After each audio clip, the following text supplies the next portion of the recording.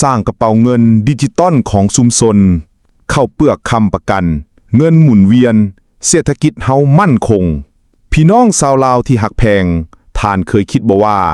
จะดีส่ำใดหากเฮามีระบบเงินตราของตัวเองภายในชุมชน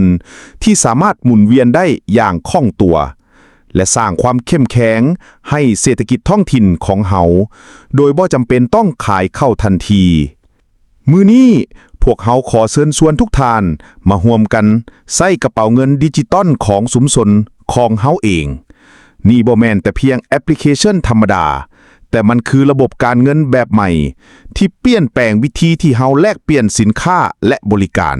ภายในชุมชน โดยใช้สิ่งที่เฮามีค่าที่สุดคือข้าวเปลือก และเงินจะเป็นเงินจริงเมื่อขายข้าวเปลือก เป็นหยังต้องเป็นกระเป๋าเงินดิจิตอลของชุมชนที่ใส่ข้าวเปลือกในเหล้าทาน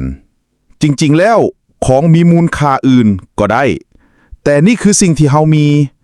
ข้าวเปลือกในเหล้าค้ำประกันทานบ่ต้องขาย แทนที่จะต้องขายข้าวเปลือกเพื่อให้ได้เงินมาใช้จ่าย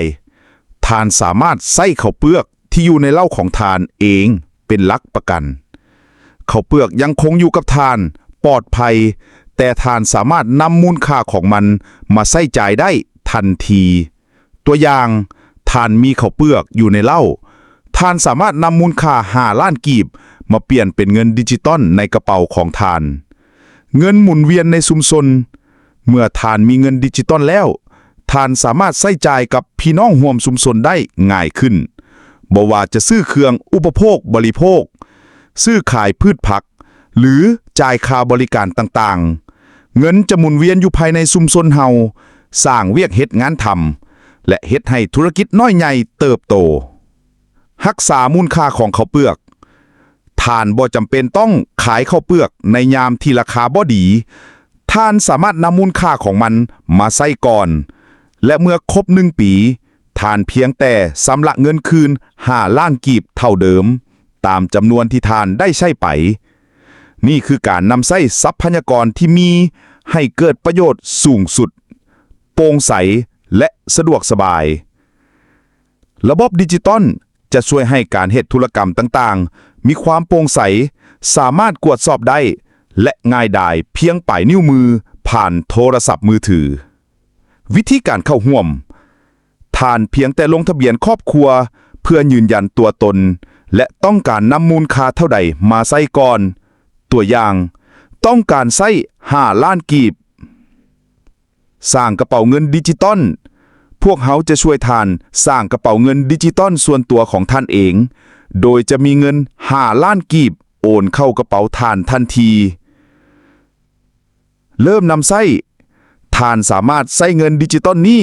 เพื่อซื้อสินค้าและบริการต่างๆจากสมาชิกชุมชนด้วยกันชำระคืนเมื่อครบ1 ปีเมื่อครบกำหนด1 ปีท่านเพียงแต่ชำระเงิน5 ล้านกีบหรือตามจำนวนที่ท่านได้ใช้คืนให้กับระบบข้าวเปลือกของท่านก็ยังอยู่ในเหล้าของท่านคือเก่าถึงเวลาแล้วที่เราจะมาร่วมกันสร้างอนาคตที่ดีกว่าเป็นเจ้าของเศรษฐกิจของตนเองและสร้างชุมชนที่เข้มแข็งด้วย2 มือของเฮามาร่วมกันสร้างประวัติศาสตร์ใหม่ให้กับชุมชนของเฮาสอบถามข้อมูลเพิ่มเติมได้ที่กรุณาใส่ช่องทางติดต่อเช่น People Vote และเว็บไซต์ People Vote ได้เลยทางเฮาจะตอบกับท่านทันทีและให้เลขบัญชี ID ของกระเป๋าเงินพร้อมเงินในบัญชี5 ล้านกีบและท่านก็สามารถโอนใช้จ่ายกับสมาชิกได้เลยหมายเหตุ